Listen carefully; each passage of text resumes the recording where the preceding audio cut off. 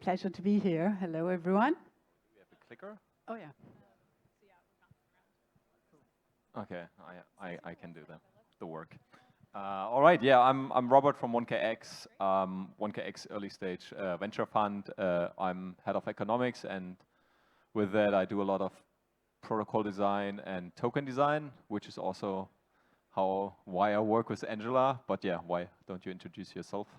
Yeah, I'm Angela Kreitenweis, German name, founder of TokenEngineering Academy and the TokenEngineering community. We are a network of professionals in tokenomics, crypto economics, and token-based governance, meaning we are all working on this economic layer of the blockchain. And talking about the economic layer, it's about mechanism design, like designing staking mechanisms and verifying them. We have built the first curriculum in what we call token engineering, which is a combination of computer science, game theory, mechanism design, systems engineering. We are drawing from the verification of complex systems that evolve dynamically over time, plus behavioral economics, which is a crypto native field. And this brought us to collaborate and yeah, to this topic of profitability in staking. And yeah, and I guess let's take a look what we discussed today. Let's talk about it. So it's for sure a topic that's not discussed so much actually when you look around in the discussion, profitability in staking networks. Because what is discussed a lot is just, okay, the general staking rewards, right, the emissions. We'll go into that more in detail in a second, but this is not really profitability. Then other metrics that also often discussed, the inflation-adjusted staking rewards, right? The real rewards that you can pull on staking rewards, it's also not a profitability metric. And also more recently in the whole Ethereum Solana debate, we got the notion of the real economic value or the total economic value, which just focuses basically on the fees and the MEV income, which as its income is not profitability. So what we want to discuss today is actually, okay, the profitability and a notion of a profit yield, which simply is just, okay, you look at the income, which lots of these metrics do, but also taking the cost into account, right? And yeah, for that, why did I look at that? There's actually two reasons. One is obviously you want to understand a little bit the landscape, because my main job is helping our portfolio companies to design their protocols. Staking is like a very common approach to build into your token economy, and that's why my job is to like educate our founders to like, okay, what are the approaches, what should you do? And actually this is the core piece where you think about, okay, the emissions and the issuance, these are all relevant aspects, but when it comes to a sustainable economy, the profitability of your stakeholders is what matters. And yeah, this is why we need to look into the profitability of delegators and node operators. And yeah, token design is also what's core to your work. Yeah, so before we dig into profitability of staking, we can draw a line between, okay, this is how you design a protocol, a case where you support startups, cases where we are working on at TokenEngineering Academy. You start with the idea, who are your stakeholders in the network? In a staking network, we have, for example, node operators or delegators, and how do they participate? How do they add value to the network? How to build interesting, compatible rewards for them, the incentive design around them, also securing these networks, like penalties, skin in the game, and what are your competitors?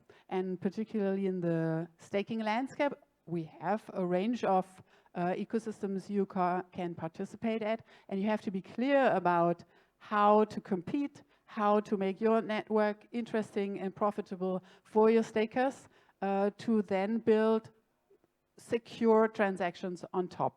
And yeah, let's take a first look on our exploration. Yeah. Go on the next slide. And staking rewards. Talking about stakeholders, we have the two key roles, and let's take a look. We start with taking the delegator perspective. Can we switch to the next slide right away? So yeah, this is a chart. I mean, the data is on staking rewards. This is the staking rewards basically over time for basically all there is on staking rewards. And yeah, what you see, it varies over time, and you know, some networks have like higher staking rewards, some have lower staking rewards, right? The typical ETH 3 to 4%, Solana 7-8%. This is the income side, and the data that you see here, I mean, it's one line per protocol, but what is important, this is what you can earn as a delegator, right? That doesn't say so much if you're a node operator as a first point, but then also, and that's might be then the part for the next part, it's not the same between all protocols. Right. And I guess the numbers that we see here are the nominal staking rewards. These are rewards that are promoted everywhere.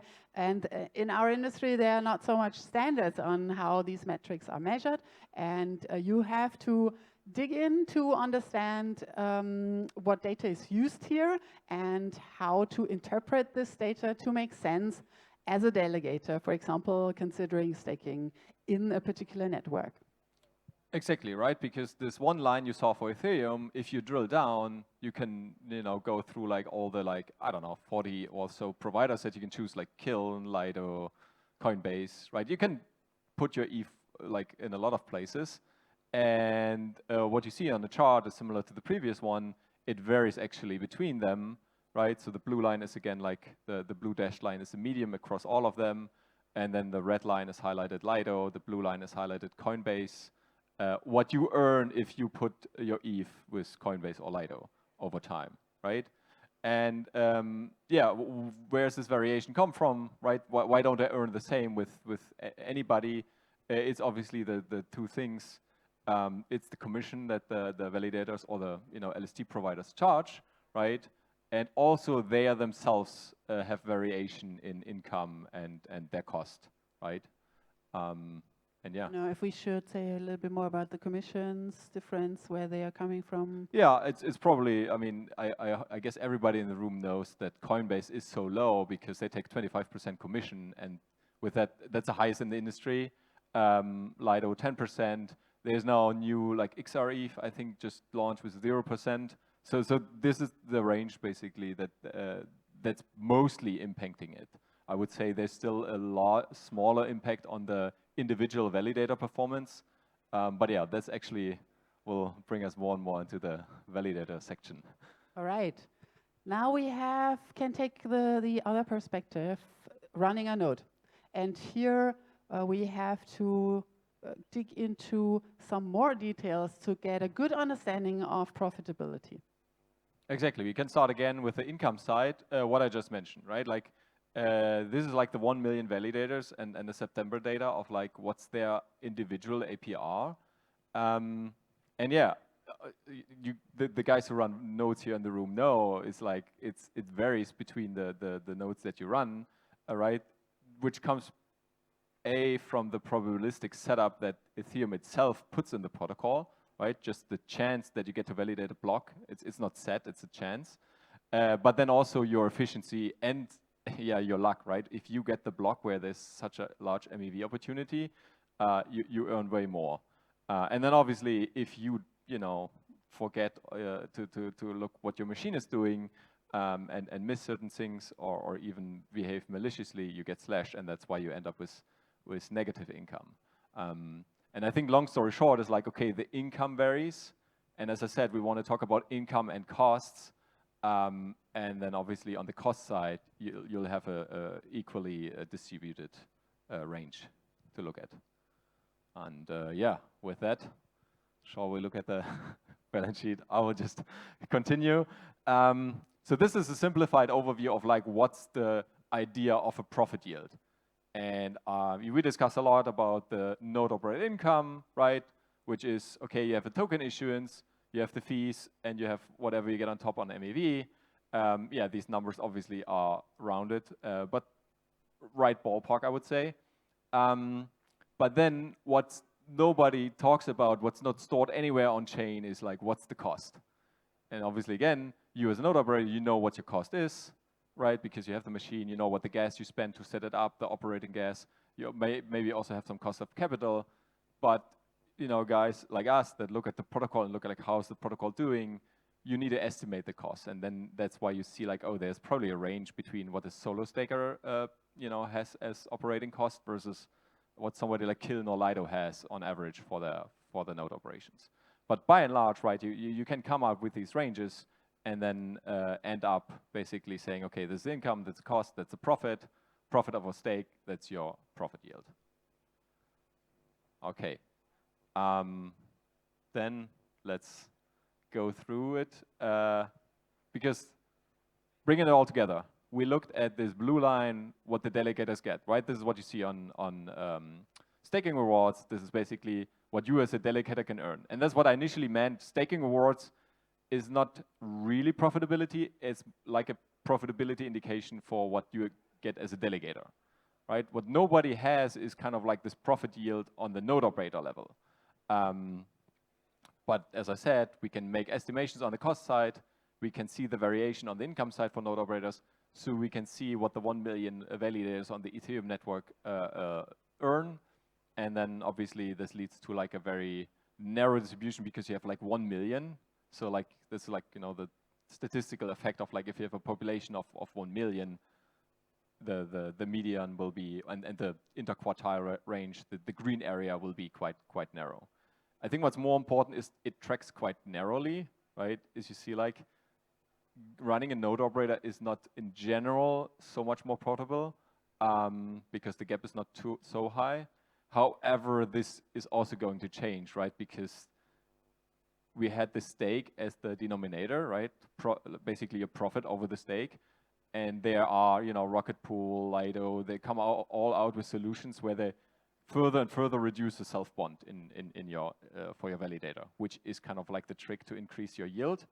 However, there's a limit because you need to account for the cost. That's the thing, right? If you just take your income and self-bond like 0.1 ETH, have 10,000% APY, but that's not your profit yield. That's too super misleading because you need to deduct the cost you have for your validator, the gas, and for sure like the operating cost for your data center or wherever you run your machine.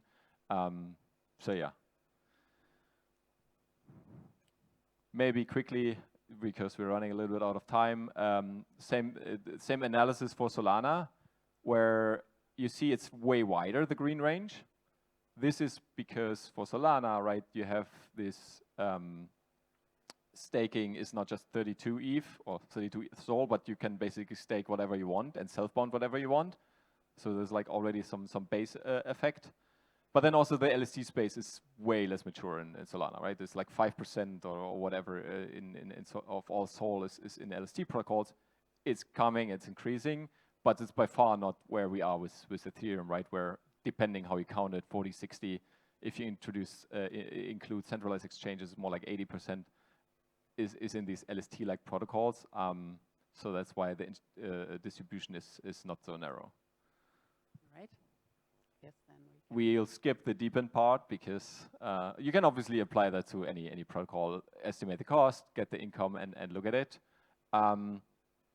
With that, it'll help you to basically make a decision. If you're an investor and you have the decision, do you want a node operator or do you want to delegate? Which it's quite straightforward, right? If the gap is low and you have the choice, go with ETH, for example, because the gap doesn't matter. But then for the other case, Solana or Filecoin, there's still some other cases, entry for barriers you want to consider. Right. Okay, in a nutshell, profitability is what delegators and operators can expect and how to calculate it. So keeping the costs in mind, staking rewards not equal to profitability, real rewards, real economic value, all not equal to profitability. And if we think about profit yield, we have to take three perspectives. One, staking activities of token holders. So it's the yield that your stakeholders in the ecosystem can actually achieve has to be rated through the eyes of a token holders. What can I do? How can I stake? What role can I take? How profitable this role can be, and how I can compete against the other staking ecosystems. then it guides the decision between being a node operator or a delegator, if you have the choice, or if you're just starting to make this decision. And it's, of course, for the protocol design and assessing health and maturity, it's important for protocol designers because we want to understand how and where the system might break. So what are risk scenarios, model risk scenarios, see how the numbers of contributors, yield rates, and vice versa from an investor perspective, create better assessment, create better health metrics to really dig into good metrics that you are able to draw from, gain insights from a protocol perspective and also from a staker's perspective.